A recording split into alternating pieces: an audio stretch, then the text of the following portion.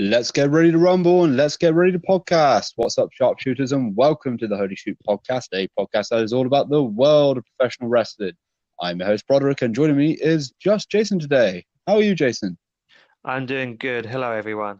Hope you're all doing well. Yeah. Well, you don't sound too well, mate. I'm slightly down in the dumps. I've had a bit of an injury this morning. It's a bit cold and icy over in Woking in London at the moment, and I managed to slide over on my bike and smash my wrist into the icy ground. So I am on the shelf, but hoping to be back in time for Mania. Oh, dear. Well, hope you get better soon. I've It's got a that better head. week for me, though. Yeah, Better. you had a great week, it seems like. You might want to tell everyone about that. There's only a little thing for this podcast, but none other than Women's Royal Rumble got in touch with us. Becky Lynch. And I guess you want to detail why Becky Lynch is now your best friend, and you'll be sitting with her at WrestleMania. Yeah, I clearly definitely going to join her in the ring walk alongside Conor McGregor at WrestleMania 35. But joking aside, so basically, we hear the Holy Shoot podcast. If you haven't followed us on Twitter, you should follow us at Holy Shoot Pod. We participated in Becky Lynch's Q&A, hashtag Ask the Man. And I think I asked a question along the lines of whether she thinks that the SmackDown Women's Championship should be considered a world championship. And funny enough, she responded right away without me knowing. And she said, only if I'm holding it. So I can now confirm that Becky Lynch is clearly a friend of this podcast. And unlike Chen, I do make a few wrestlers pay attention now and again. And this is, you've got 3 of the women of the WWE liking and commenting or doing something in response to your tweets now from the Holy Shoot account, correct? Yeah, we've had Rhea Ripley and I think earlier this month, yeah, it was about the NXT Year-End Awards, and Casey Catanzaro, she liked one of my tweets after I said that she had my favorite spot of the match and possibly of the night, but we shall get onto that a little later, because up first, before we review the Royal Rumble and NXT TakeOver Phoenix, is some news. So, shall we start with a big story, Jason, about Dean Ambrose's release? Let's go into the hot news that everyone is talking about in the last 24 hours. Yes, indeed. So, the big story is just after the Royal Rumble, Dean Ambrose, also known as Jonathan Good in real life, is apparently leaving the WWE after WrestleMania. John is apparently fed up with the hokey stuff, according to Wade Keller of the Pro Wrestling Torch. And he's not only rejected a new deal, but he rejected a significant raise that came with it too. Apparently, from one report I read, I can't just put my finger on it, but it was around $6 to $7 million over the next 5 years. And WWE.com, on top of that, announced that they were releasing Ambrose at the end of April in a statement. So it must be quite concerning to lose Ambrose. But my question for you, Jason, is it a work or is it a shoot? I believe it's a true event. I mean, Wade Keller is one of the most respected journalists in pro wrestling. He's one of the guys I've been following since I really got into, the dirt sheets, as they're called. And he doesn't really post the stuff you see on some of the copy and paste sites. He's got sources that generally he relies on, and he doesn't publish a huge amount of breaking news like this. So when he does, it's legit. So unless he's being worked really well, this would be a true story. Yeah, it's unlikely that Wade is getting worked, but there were stories earlier last year about fake news stories being put out to contacts of these journalists. So who knows? But I think it might do John some good to go to another major federation in North America, or just go back into the indie scene, because he seems creatively stifled. I think they've wasted what could have potentially been a face of the company in Dean Ambrose. I think AEW would be very good to sign him. I think the other thing we have to wonder is what will happen to Renee Young. I think in terms of John Good or Ambrose or Moxie or whatever he's going to have to call himself. I think he's going to make an impact somewhere. It won't be an impact. I can't imagine he's going to go there. I'd imagine. I would like to see Ambrose versus Callahan. I don't know if I want to legitimize Callahan. I'm not a fan, but I know you're a fan of that kind of stuff. I think it's going to be more like AEW. He could be a real, they want to make it. They want to make a statement. Having Jericho and Ambrose would be a big news story. So, moving on to another release that is also a big story that just came out prior to recording, and that is Hideo Itami is also leaving the WWE. I think he has just been granted his release. Jason, what are your thoughts on Itami leaving? Itami is a funny one. We were talking this the other day, and you saw him at the pre-show at the Rumble. He looked so disinterested, so jaded, and just out of shape, and like he didn't want to be there. And I remember I said to you, like, is this a gimmick now? And I'm just not up to speed. But it seems like he just didn't want to be there. And after the 205 Live, he was gone. Yeah, yeah, it was really odd at the Royal Rumble seeing Itami look jaded. He looked out of shape. I don't really like accusing people of being out of shape, but he just didn't look like his normal self. And this really doesn't come as a surprise. Actually, I think he probably feels incredibly underutilized. He was a fantastic talent in NXT. It's just a shame that injuries got in the way. I mean, it's a shame that he was a big star. Built to be a kind of a big star. He was in that Battle Royale at WrestleMania 31 and booked well in that, and had a former NXT. He had an NXT title match against Bobby Roode on an occasion a couple of years ago, and it's just a shame that they've literally put him on 205 Live and he's faded to irrelevance. Yeah, I think a few years ago he was one of the bright stars of NXT before loads of big names came through NXT, and unfortunately injuring other people, being on 205, nothing worked out for him. So I'm assuming he's back off to Japan. I don't imagine he's got major plans in the US, but I might be wrong. I think Cody might look at signing Kenta. I'm not entirely sure if they're going to think he's worth the money, but hopefully wherever he goes next, he's happier, creatively speaking. He gets good money for what he does, and hopefully he restores what WWE have tarnished. Yeah, well, good luck to him. Hopefully he can prove me wrong and become an amazing act again. Well, that wraps up the news this week. There's nothing majorly important that happened outside those two things, I think. So shall we just go on to our review of WWE Royal 2019 straight after this break?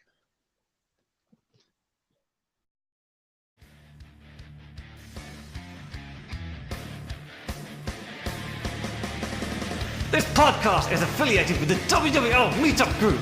WWL, or Watch Wrestling London, get together with many fans to watch pay-per-view replays on Monday nights and attend live events across London, be it WWE, Progress, Rev Pro, Eve, and many more. It's a great way to watch wrestling with friendly people, and all are welcome to join. You can find out more at watchwrestling.london, or just Google Watch Wrestling London and you'll find the meetup page.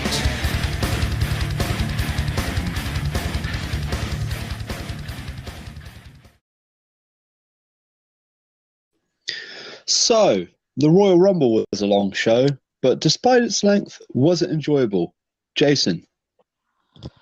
It was a strange one. Royal Rumble is one of my favourite shows of the year because of the Royal Rumble matches, but this did feel like a bit of a slog. I mean, it was all generally quite good, but it was a bit of a slog because nothing blew you away. I wouldn't think it was that bad a show. I felt it went quite quick, the main show, but that's just me. So just for you listeners at home, like our previous reviews, or if you haven't listened to any of our previous reviews, we go match by match and discuss our thoughts on each one. And also we are including the pre-show this time round. So first and foremost was a match just thrown together, and that was Razor of Authors of Pain and Scott Dawson of The Revival facing off against the Raw Tag Team Champions Bobby Roode and Chad Gable in a non-title bout. Why? Because they had to fill the pre-show and they couldn't just have Booker T talk for 2 hours, driving everyone insane. It's the only logic I have behind this. Oh, shucky ducky quack quack.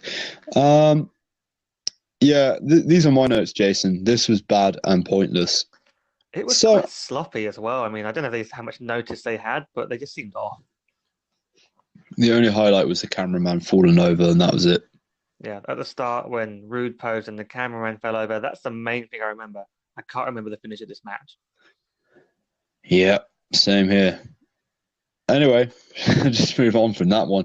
After that, we saw Shinsuke Nakamura become a 2-time United States champion as he successfully defeated Rusev to reclaim the title following Kinshasa to the back of Rusev's head. This was apparently a good match to some, but I'm not sure if I agree with that, especially now since R-Truth became United States champion 2 days later on SmackDown. So, Jason, your thoughts on this match, and shall we briefly talk about the segment on SmackDown as well? It's a funny one. I wonder if they were planning to put the title on the Truth when they did this match, and they were looking ahead to what they were going to do with Rusev, and they were just thinking about we need to get Rusev back heel for whatever strange reason they have when everyone loves him. I mean, the main point of this match really was the Lana moment and her getting injured and making everyone wonder, ooh, what could that mean later on? Indeed, what could that mean later on? But yeah, I agree with you. I don't think it was. I don't think any of this was good booking. Hopefully, R-Truth does something with the belt. I don't know. He does deserve some credit for being entertaining in comparison to Shinsuke Nakamura. So I'm pleased the belt has moved on to him. But the actual match that we're talking about, it was fine. I've seen them do better on SmackDown. I've seen them better on pay-per-views. I think they could have done better. Yeah, and it looks like they're now a tag team, so let's see where that goes. Oh, goodness gracious me. So, moving on to something a bit better, and the main event of the pre-show saw Buddy Murphy see off Akira Tozawa, Hideo Itami, and Kalisto in a fatal four-way match to retain the Cruiserweight Championship. We've already discussed Hideo Itami's release, so I'm just going to say that I'm glad to see Buddy Murphy retain here. There's an awesome spot where Tozawa threw himself in between the ropes and Itami's legs into, I think it was either like an electric chair that Buddy Murphy had on Kalisto. I can't remember exactly the exact spot. But either way, that was an awesome spot. I loved Buddy Murphy's knees. Knee strikes, very Kenny Omega-esque. I thought this was a fun match.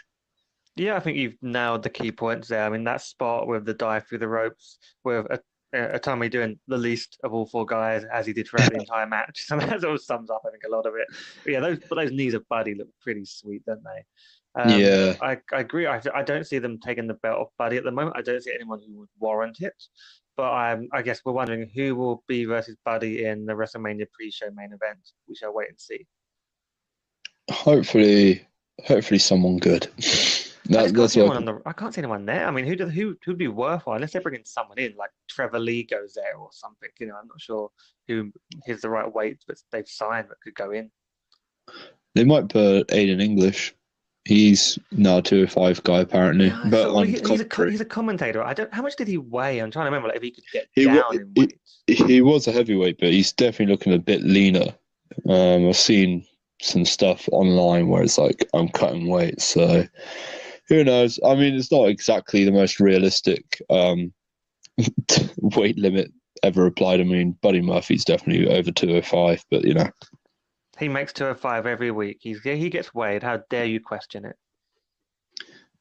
Yeah. Question the legitimacy of a sport that is not. Anyway, before I get more hate. So shall we just move on to the main show? I think that would be wise. I think we've given the pre-show enough time. Yep. So from a 5-minute segment to a 5-hour show we're discussing about. So firstly, on the main show, we saw Asuka make Becky Lynch, of all people, the friend of this podcast, Becky Lynch, she doesn't know it yet, tap out successfully to retain the SmackDown Women's Championship. I think we're going to agree, Jason, that this match was very good, but was it the right finish? Yeah, it was a very good match. These two were never going to let you down. I understand Asuka having to win this match and looking at the bigger picture of what they were going to do. They kind of buried the match at the start of the show, so it would be thought about less. That was my logic, and I thought the women's match maybe be the main event. I don't think Becky should have tapped. I think this should have been a pass out from the pain or referee stoppage type thing, rather than Becky being willing to give up. Maybe this ties into some bigger plan with Ronda in terms of the fact that she did tap, and they can play into that storyline wise. But yeah, didn't seem right to me, even though I think Asuka did fine to win. Yeah, I think it was great for Asuka in terms of making her look brilliant again and making her look legit. I think the match did an excellent job of that, but I kind of agree that Becky tapping was probably not the right booking decision. Passing out would have probably been better. But I did like the fact that the Asuka lock was not good enough and that she had to go to some sort of different sort of rear naked choke hold. I really enjoyed that. A couple of the spots I do want to mention that I also enjoyed Asuka using the ropes and with an Asuka lock. I thought that was really, really good. And the swinging neck breaker off the, can't remember, the ring apron. That's it, the ring apron. That was a pretty brutal looking swinging neck breaker. Yeah, I'm not sure if Asuka got all of it, and I think Becky kind of saved that move, but I'm not entirely sure. It looked a little clunky, like it wasn't quite flat back like it was meant to be.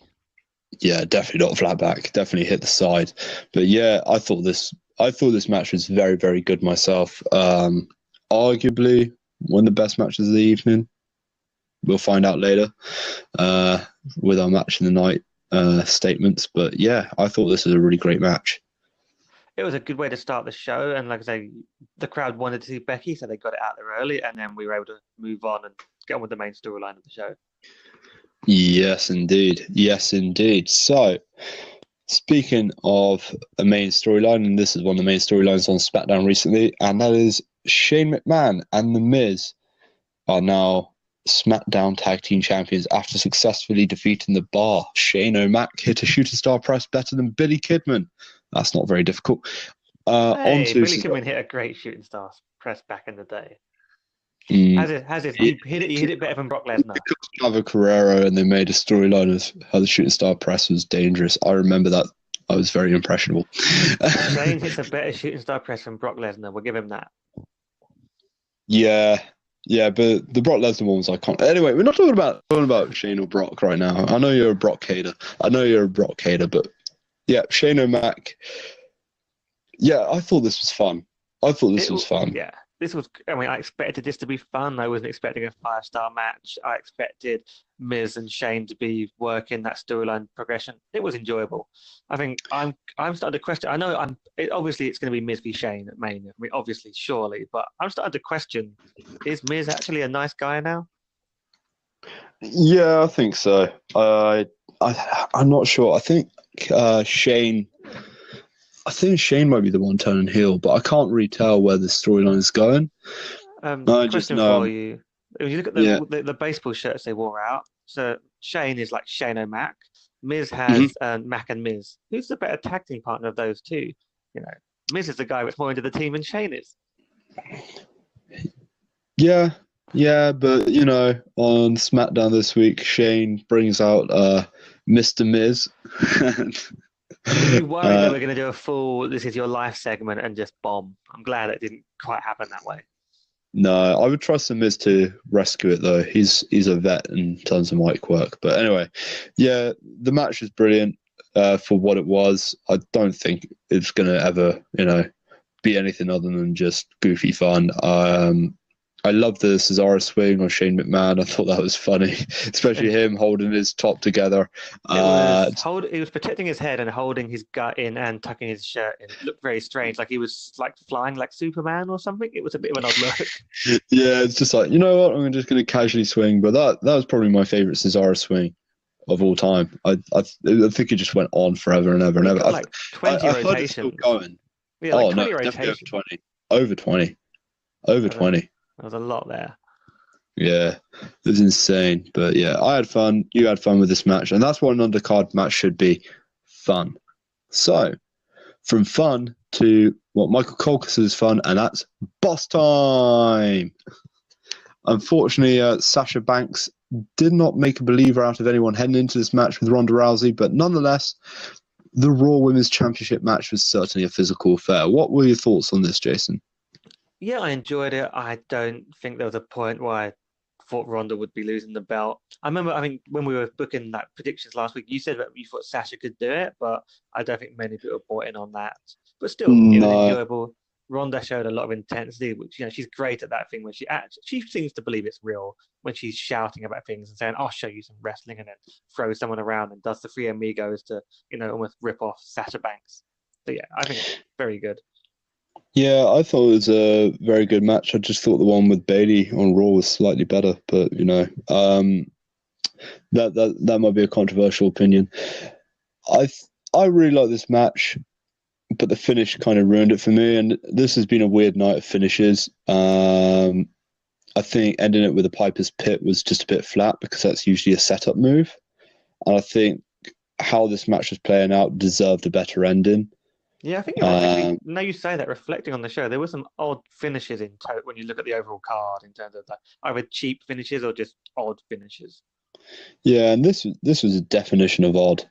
It was a shame because up until that point, I was really invested in Sasha Banks. I think her tapping out on the outside of the ring kind of indicated that she wasn't going to lose by submissions, so that was a bit clever. I loved some of the NXT antics that she brought into this match, like stomping on Ronda's hand when delivering the bank statement, which it just reminds me so much of that Bayley versus Sasha match at Brooklyn. So I really, really enjoyed that match, and then the finish just went, well, you know what? That was it. And did you enjoy the Four Horsemen hint that they then did at the end? I don't know exactly where that's going, but that was intriguing. I'll be honest about the Four Horsemen thing. I don't care. I've given up caring about it.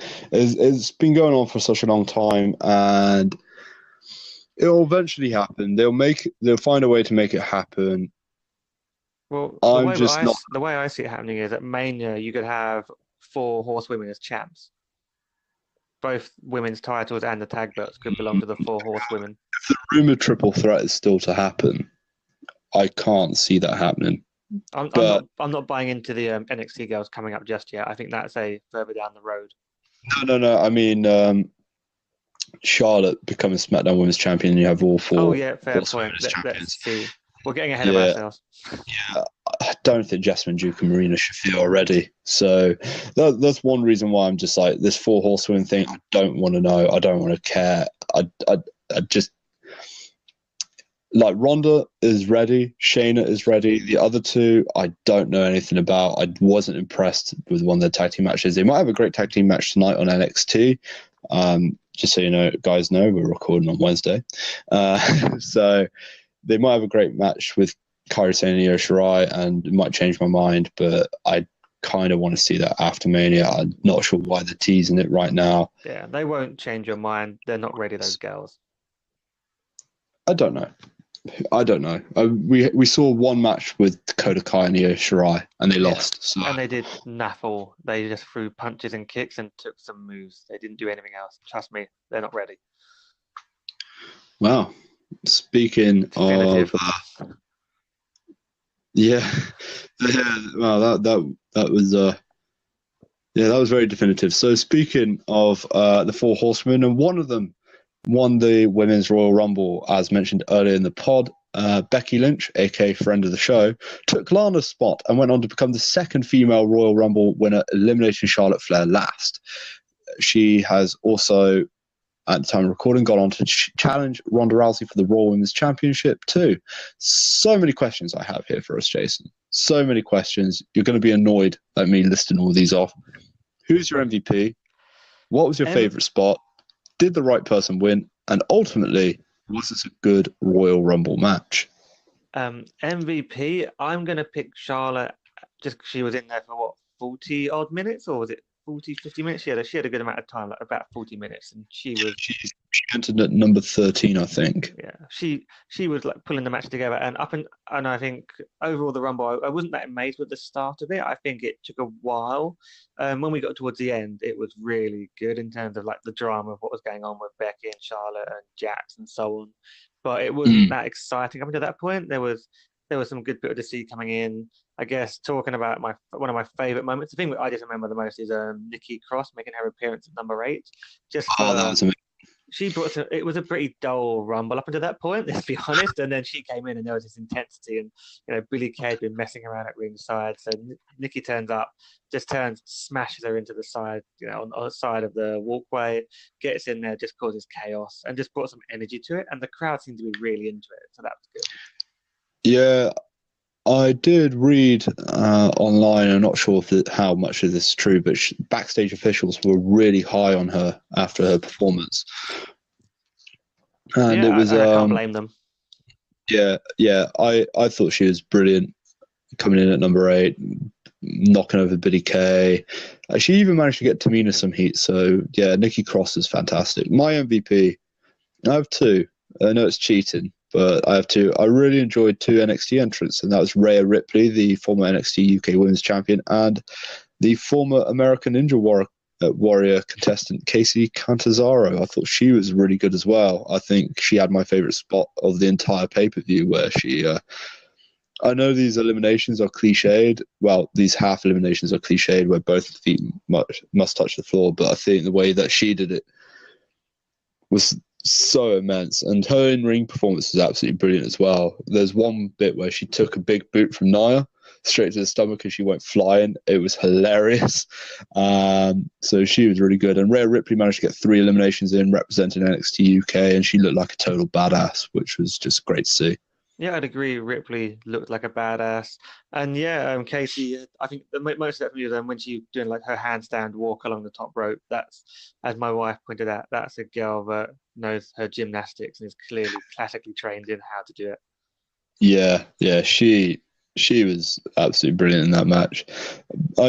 Going back to the match itself, I kind of agree with you. It was a turgid affair for the most part for me. I really didn't enjoy the first half of this match, with possibly the exception of Nikki Cross. There's loads of botching in this match.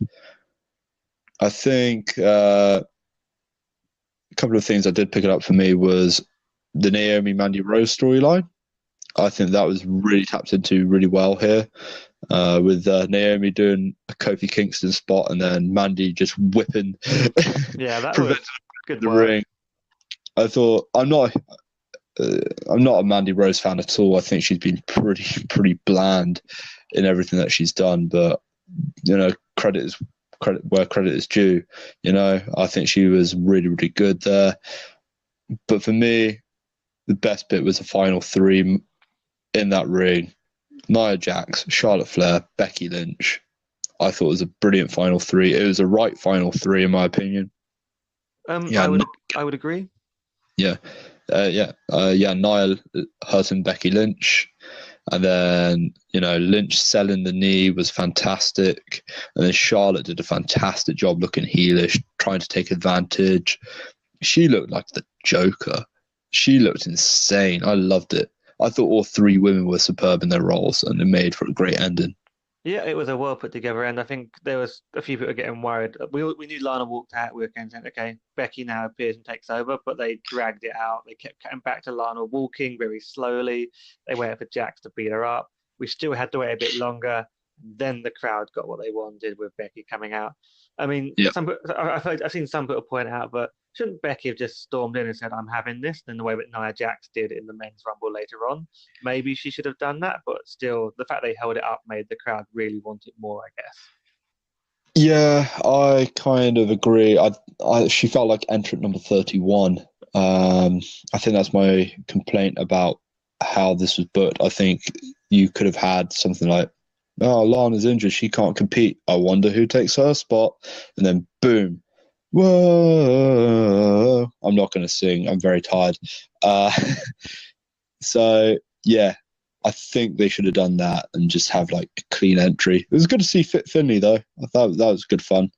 Yeah, and I mean, I enjoyed the ending, and the thing that stood out to me throughout this match was the announcers did a pretty shit job at building up the drama. I really noticed the gap in my. Yeah, you watching it with a load of people. Did you have the audio maybe not so noticeable because you had loads of people in the room? It was loud, but because people were loud too, that I had just a great time, and I didn't have to listen to WWE's commentary, which I really, really enjoy. And that's why you should go to Watch Wrestling London meetups. You should re-listen back to that advert. But yeah. I think because I was not able to make it, unfortunately, so I ended up watching. I didn't get to join it and watch it with the group and ignore the commentary. I was noticing it more, and I don't often miss Michael Cole, but I missed him during this match because this was pretty weak. Phillips and Renee just couldn't amp it up and put into words what was at stake. They were just not doing the job. Michael Cole. I told everyone that he is a good commentator. You just don't realize it, and I feel vindicated. Because I've heard very similar remarks on the internet about the really bad commentary on this match. So yeah, Phillips is just a robot. That's the problem. Yeah, I don't think he's bad, but I just don't think he's good either. It's just I wish he was allowed to have character. But anyway, shall we move on to the probably most controversial match of the night? Yeah. Let's go for it. So AJ versus Brian. So yeah, this was running a bit slower in terms of a match than I expected it to be. I thought they were building to maybe a longer match, but it's probably just Daniel Bryan being a heel and he's deliberately slowing his style down. So it meant they didn't really get it up to the gear I expected. And I guess, what did you think? I thought this was the most forgettable match on the main show. It started off fast and then just slowed down. It didn't feel heated, especially when this rival. There's nothing heated about this match at all. I mean, I'd go as far as to say that was weaker than any of AJ Styles and Shinsuke Nakamura's matches earlier last year.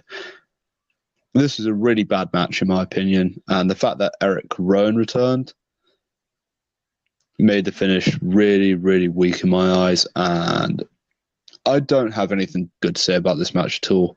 The only good thing is Daniel Bryan's still champion, and we now get to see the World Hemperweight Championship. Is it just me that really likes that belt he unveiled on SmackDown? I love it. It's so bad yet so good. I think it's one of the best custom belts I've ever seen. It's definitely an unusual one. I think we've ever seen a wooden belt before, so it's pretty sweet for that. Yeah. But yeah, I don't know. I mean, so Harper's joining him, and they're the Eco Warriors. Telling us. No, to, it's not Harper. Oh, sorry, Rowan. Sorry, got the wrong way around. Look at my notes. Yeah. But yeah, Rowan's the bigger of the two. But it's interesting. So we're meant to hate these guys that are really about looking after the environment and avoiding consumerism and just trashing the planet. And that makes them bad guys. So it's a bit of a strange one. I mean, I think I'd be cheering them. So we'll see how this pans out. But I think we're meant to not like them for that reason. Yeah, it's just like I'm supposed to hate a guy that's anti-racism, anti-sexism, and cares about the planet. Huh. What a bastard, okay. Yeah. Oh, you're an eco warrior. Boo. I wonder how CJ Parker feels. Well, Juice Robinson now, but similar gimmick. It just gave it to Daniel Bryan. I think was CJ trying to be a good guy when he was doing it? Yeah, but they slowly realised that he was getting booed, and then they turned him heel, and then he made him cannon fodder to Kevin Owens. It was brilliant.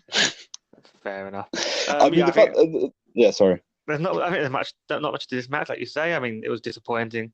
Let's see what happens at the Elimination Chamber now that we've got that set up for these guys for the SmackDown title, which, by the way, the Watch Wrestling London group will be having a meet-up for, which you can find out about on their page. February 18th, I think.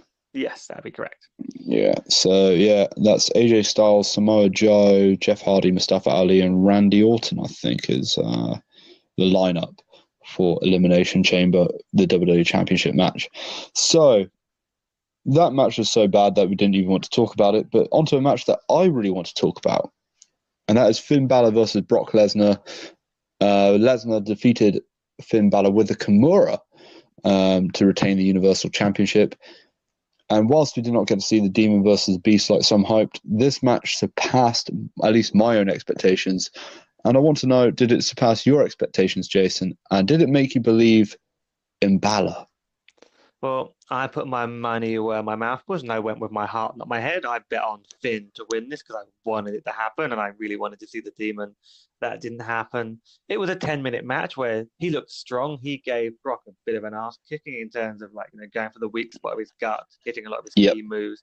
He wasn't dominated. He wasn't thrown around the ring for 10 minutes. He actually was probably the guy doing the most offensive moves and got caught at the end there. I'd have loved to see him get an extra 5 minutes just to go a bit further and push into it a bit more, but still really enjoyable. And I think Finn still looks pretty strong by hanging with Brock while they built up an alternative ending for a Brock match. Yeah, I think this is a fantastic match. The way that neither an F5 was successfully hit or a German suplex was successfully hit was really interesting. It was a brilliant finish that, Lesnar eventually ended up trapping Balor in the Kimura, and we haven't seen that move in a very long time. So, yeah, I think it was just absolutely brilliant. And Balor looked strong, especially going for the abdominal area of Brock Lesnar. Yeah, I mean, I need to think about it, but I believe this was my match of the night. It was definitely in contention for it. Like I say, if it had another 5 minutes, definitely. But yeah, I'm not sure if it was only 10 minutes. I don't know. Sometimes the best matches are to the point, and there was no filler in this match. That's a fair point. Yeah, it was fast paced. It was to the point, and especially when you've had a long Royal Rumble match and a really slow WWE title match, that this re-energized the crowd, and it kind of made me realize that Brock is actually worth the money. And Brock being Universal Champion was never really the problem. I kind of like Brock being the Universal Champion. I just think it's the abysmal storytelling everywhere else on Monday Night Raw that make people pissed off at Brock. But this is 2 back-to-back performances he's put on now against Finn Balor and Daniel Bryan, where both matches were at least 4 stars. At least 4 stars. I think the Daniel Bryan match was better, but that's just because the way that Daniel Bryan was playing it as a fresh heel turn and mocking Brock. Did you think Brock looked a bit smaller? I swear he's less hulking every time I see him. Yeah, it's very interesting. Not to bore too many people about MMA, but I'm not sure if he hasn't been scheduled for any UFC fights at all at the moment. Maybe he's still trying to make weight or cut weight down a bit. I'm not entirely sure what's happening there. It depends also whether he can get that fight with Cormier. It's a murky situation of who Cormier fights next for the UFC World Heavyweight Championship. So until that point, I think Brock is just going to look leaner until something is confirmed, and if not, then Brock is going to, probably be bigger again. And I'm hoping that's a good sign, because come Mania, he's going to be in there with CrossFit Jesus, so he's got to be willing to go. Yeah, CrossFit Jesus versus the Thanos of wrestling, as I like to call him. Yeah, I had to get an Avengers reference in there. Apologies. So I guess on that, love the match, but it ties into what we need to talk about next, which is the Men's Rumble. Yes, so the Men's Royal Rumble was won by Seth Rollins this year, as he last eliminated Braun Strowman with a curb stomp to the ring apron. I thought that was a great finish. But before we get into the details of this match, was this better than the Women's Rumble, in your opinion?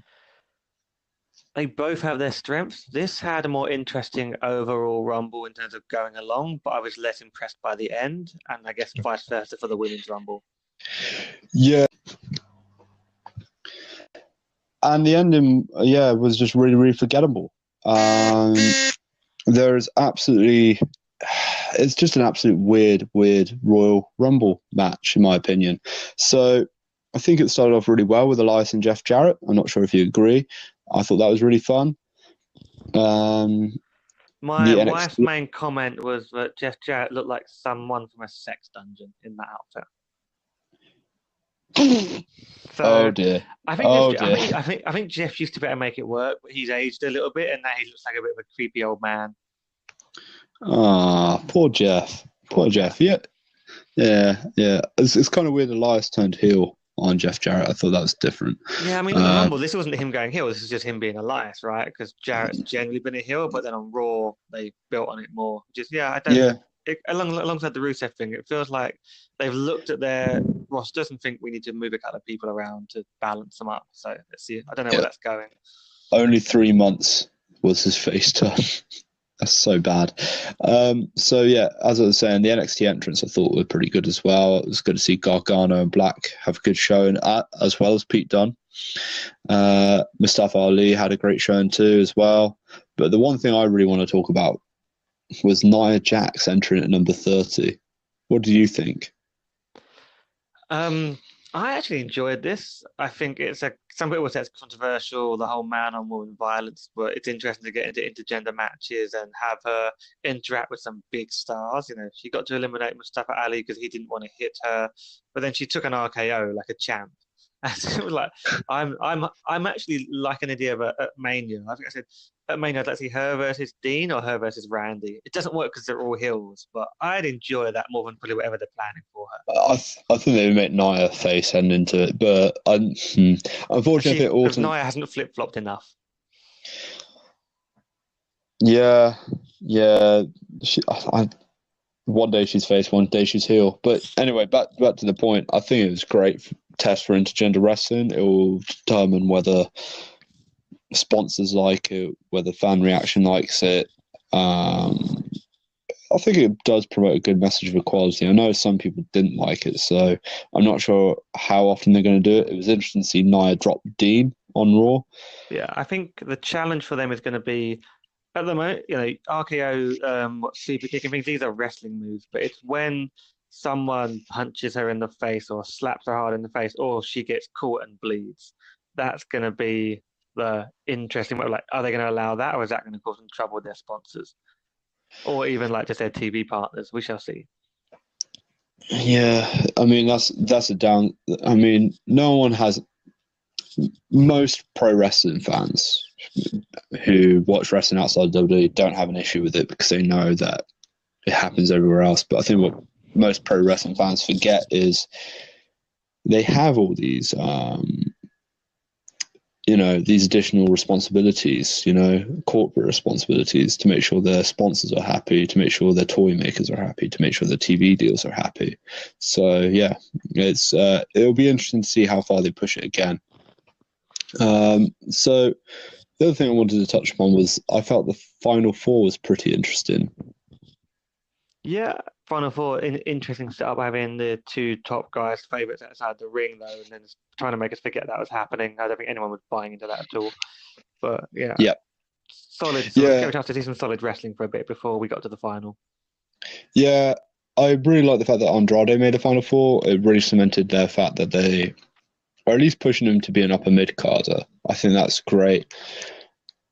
I don't know about Dolph Ziggler. He wasn't on Raw, so I'm not sure why he was in the Final Four. Maybe it's trying to keep him on board, prevent him from going to AEW. I don't know, but it felt pointless. And yeah, Seth and Braun on the outside having a nice little rest. Rubbish. Absolute rubbish. Especially when Braun was at 27 and Seth, he's the peak of physicality, Yeah, he could have. I think with Seth, It wasn't a case of having a nap. It was more drama because they didn't have enough drama in the match, really.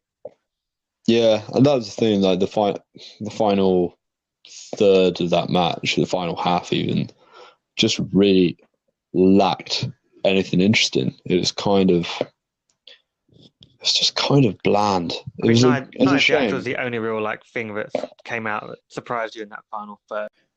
So, Seth versus Brock then, just briefly before we go on to our final thoughts. Are you looking forward to that match? Yes, that's going to be a good one to see in person. Yeah, I'm looking forward to being there at WrestleMania too. I can't wait to see Seth versus Brock. I think it'll be a lot like the last two Brock Lesnar matches that we've seen, and Seth been probably the best performer on Raw past year, so he deserves it too. I don't think anyone could question Seth getting this match and headlining or co-headlining Mania. I don't know. Drew McIntyre might, but that's for another that's for another show. So, final thoughts, Jason. What grade would you give this show? What was your match of the night, and who is your MVP? I'm kind of B plus A minus on the overall show. So Really? I'll go B plus. I'll give him a B plus just because it was all solid. I don't know. I didn't hate it, but I also struggled to fault it or be amazed by it. So let's go for a B plus. MVP of the night. Let's go with Becky because it was a Becky story, so I'd have to go with that. What was your other question? It was MVP rating and match of the night. I keep going back and forward on different matches on this, and I struggle. So I'm gonna have to go with Asuka and Becky. Fair enough. I have a similar grade to you. I'll give it a solid B. I think both Rumble matches could have been slightly better, but the winners were the right ones, in my opinion. I think the only match that disappointed on the main show was the WWE title match. So it stops me from giving it a higher grade than B. My MVP is also Becky Lynch, double duty. She worked really hard in that opener match. That was a really great match. And I thought her performance at the end of the Royal Rumble was really good too. Also an honorary mention to Nia Jax too. I'm not a fan of hers, as people know, but in my opinion, she got everything right on Sunday. And kudos to her. However, my match of the night differs from yours, Jason. I have to go for the Universal title match between Finn Balor and Brock Lesnar. It was 10 minutes of non-stop action. It was fun. It was great. Yeah, I can't really sing high praise of that match between Balor and Lesnar. So, that wraps up our Royal Rumble review. Join us after this social media ad break for our NXT TakeOver Phoenix review. Hey you, if you like the podcast, then remember to like the Holy Shoot Wrestling Podcast on Facebook and follow us on Twitter at Holy Shoot Pod. Do it now!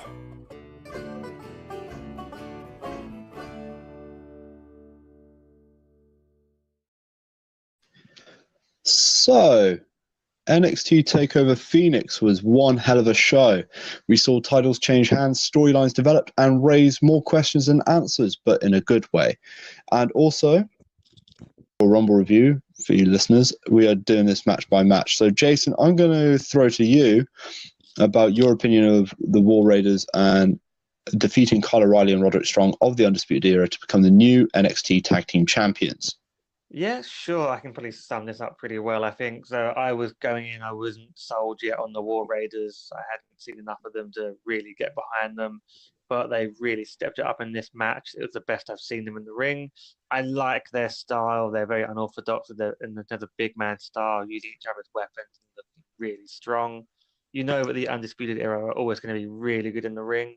It probably wasn't as good as some of the other matches they've had against, I guess, maybe smaller opponents where there's maybe more going on, but it's a different kind of match to have with two big guys. It was just an enjoyable match. I'm interested where Undisputed Era go, along with after their promises of all of them wearing gold at some point this year, if that's all talk or if they can walk the walk at some point. But with current storylines, that's going to be hard to do. So, yeah, overall, a solid opener, but I think everyone in attendance and watching will have enjoyed. Yeah, agreed. I think that's fair. I mean, I don't know if you have anything to add to that, or if you want to go into. Yeah, I think the Raiders were slightly better in the War Games match. That was just me. It wasn't Undisputed Era's best match, but overall, this was a fun match. I look forward to the Raiders tag team title reign. I think they're very good wrestlers. So yeah, and also cool entrance. Yeah, I think everyone enjoys a good NXT special entrance. Indeed. So, shall I just go on to Matt Riddle versus Cassius Ohno then? Yeah, I think you enjoyed that match more than you expected. Yeah, so I thought this was the best of the three matches they had. I loved the submission finish where Riddle pounded Cassius into submission, quite literally, instead of an ordinary, choke hold or, any sort of submission hold. It was literally beating someone into submission. I thought that was very inventive, very unique, very MMA-esque, tapping into that UFC background of Riddle's. I really love the unique nature of this finish. It really added something to this match. I think Cassius was also really good playing up his heel work,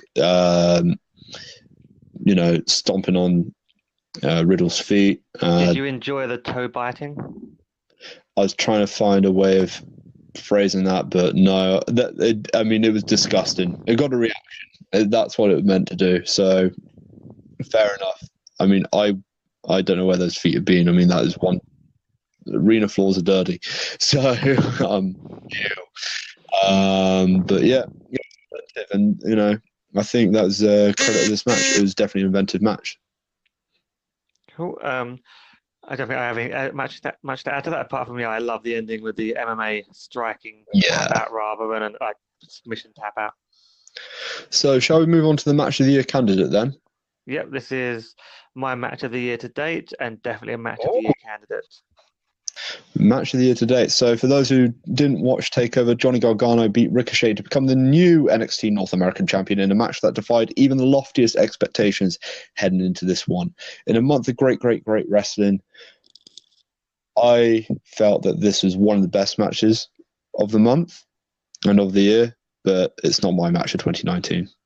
That still is Omega versus Tanahashi, and I also preferred Lucha Brothers versus LAX from Impact Home coming too, but this is a very close third. I really enjoyed this match. What made it your match of the year, Jason? So I think my previous match of the year was from Wrestle Kingdom with Ospreay versus Ibushi, and that was a very good match in terms of the athletic performance. This one was a bit better because of the storytelling involved. It was about Johnny's character. They started off friendly enough with the reversals and chain wrestling. It built up with more risk taking. Johnny questioning who he was when he pulled back the exposed to concrete and didn't go for the move, but then nearly cost him the match. Him getting more hungry and angry, eventually, resorting to these moves on the outside onto the exposed concrete to win the match, having that confidence to say he was going to win it. I win. But it was the overall. They told a great story here, and these two are amazing in the ring. Right, you've got Ricochet's flips and everything they were doing was up there with Ospreay and Ibushi on that level, but it had it just had the extra drama of what they're doing with Johnny right now. I think they replicated one of the spots where Ricochet just flipped over Gargano and did an extra flip and just looked back at Gargano and go, and what? I'd imagine there was a private message from Ospreay to Ricochet at some point in the last couple of days about that. Clear reference. Ospreay's probably going to try and do one better now. Triple flips. Yeah, I really, really enjoyed this match. I think it solidifies my opinion that Gargano is probably the best wrestler on the planet right now. So yeah, Gargano's storytelling is absolutely immaculate. The way he used the actual floor on both occasions, like not using the floor, then using the floor, and then hitting the springboard DDT for the win, instead of going for his usual the Gargano escape submission hold. I thought that was inventive. Well, not inventive, but it was just a unique way of telling that story, because you can't have Ricochet tap out, right? So I thought it was just a really, really good match, really good finish. The way he said, I win, and the way that was replicated later on, which we'll get onto. Yeah, I can see why it's your match of 2019. I really love this match too. It's another 5-star match that this year has had already. It's a hell of a bar to beat for the rest of the year. Indeed. And unfortunately for Bianca Belair and Shayna Baszler, they could not really match that bar at all. I will say it was a good match. We saw Shayna Baszler win and beat the previously undefeated Bianca Belair to retain the NXT Women's Championship. I eventually got my words out there, like Renee Young on commentary. So yeah, this match had me believing that Bianca was going to leave champion at one point, but the second Kirifuda clutch and it was over. Yeah, it was a really, really interesting match. What did you think? I enjoyed it. I think I felt bad for them. I felt bad for them trying to follow up on that match that happened just before this one. That was going to be a hard one. I don't think anyone could have followed up on that. But overall, I enjoyed it. Belair still looked strong. I think she had the clear win at some point with all the ref bumps and the MMA ladies ruining it for her. The thing that stood out to me was that hair whip. There are some people that told me that hair whip is a stupid spot and it doesn't hurt. Look at that cut that was on Baszler after she got whipped. That looked nasty. Oh, it was dreadful spot to look at. I mean, lacerated Shayna. I think this match did a very good job of putting Bianca over as a strong contender. The way that she had the visual pin after the KOD, I think that's what a finisher is called. I can't remember off the top of my head. And then only for Duke and Shafir to interfere, getting rid of both Duke and Shafir, only for Shayna to lock in the Kirifuda clutch again. And that was pretty much all she wrote for this match. I mean, solid, but it was never going to be able to stand out with the matches around it. Agreed. So let's move on to the main event. And Tommaso Ciampa unsurprisingly beat Aleister Black to retain the NXT Championship.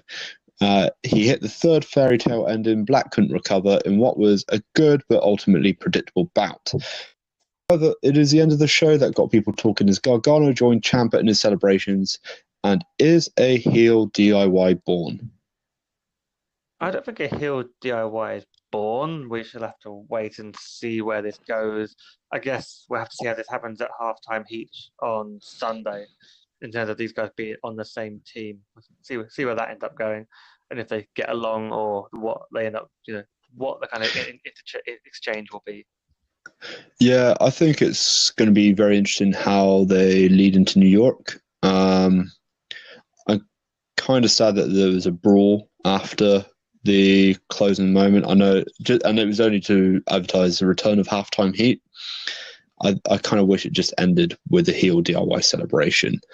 I'm not sure where they go next. I don't think they're going to be competing for the tag titles anytime soon. But, I trust NXT's booking. They've done a great job so far with the storyline. I feel like we're coming to the end game of this, so. I've been loving this storyline for a couple of years. I'm interested just every time there's a little twist or something happens, it's been good. So I trust them. Yeah, it's 2.5 years of DIY. Absolutely amazing.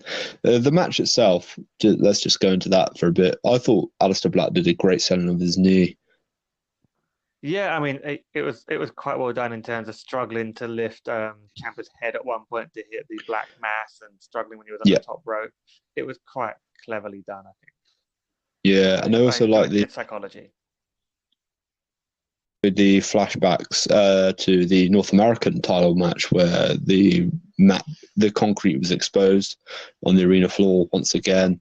I also really enjoyed the fact that Tommaso Ciampa said "I win" after he pinned Aleister Black to retain the NXT title.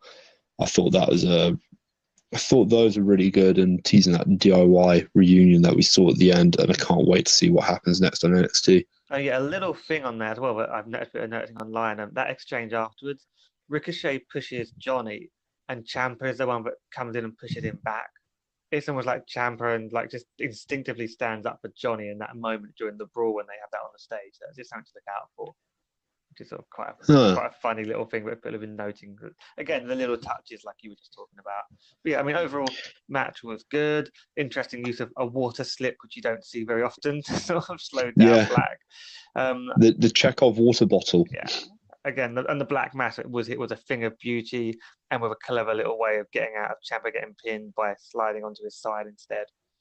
Yes, that's great. Black looked strong for fairy tale endings to actually beat him in the end. So I think was it 4? I think it was a total of 4 that were hit when you look at it. It was because there was 2 earlier on and then it was 2 at the end. Oh, of course, yeah. That's impressive. So he looks good. I'm hoping Black's done in NXT after halftime heat and he's moving on to something on SmackDown. Maybe what we shall see. Yeah, he wasn't on SmackDown or Raw, so he's going to be staying around in NXT, I think. Yeah, but I think solid match. These two are always going to be good, and I enjoy seeing Ciampa as the champ. And yeah, Black still got his Rumble moment, so you got to enjoy that. I don't know where this is going to go next, but I enjoy NXT because I don't know.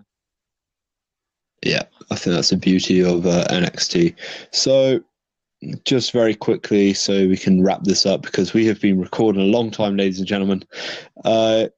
Just quickly grade this event, and who is your MVP of the night? MVP, I'm going to go with Ricochet because that match was amazing, but just because of some of the stuff he does blows my mind when you see some of the flips that he's doing. But you could have picked so many people on this show. I'll give this an A. I'm going to give this a B+ just because it wasn't as good as any of last year's takeovers. That being said, it was still a very good takeover show, and it had that 1 5-star match with Johnny Gargano and Ricochet. I'm going to go for the other half of that match just because his storytelling has been immaculate. And once again, my MVP is Mr. Johnny Takeover, Johnny Gargano. I could have gone either way, so I can't fault your choice. Yeah. No, I can't fault your choice either. The Ricochet was also really, really fantastic. But that's all for this week. Join us next week as we return to more regular form, and we'll be discussing the latest issues in the world of professional wrestling. But that's all from us here at Holy Shoot. We hope you've enjoyed the show, and remember to subscribe to us on all good podcast outlets and give us a follow on Twitter at Holy Shoot Pod and like us on Facebook. Now that's the bottom line because this pod said so.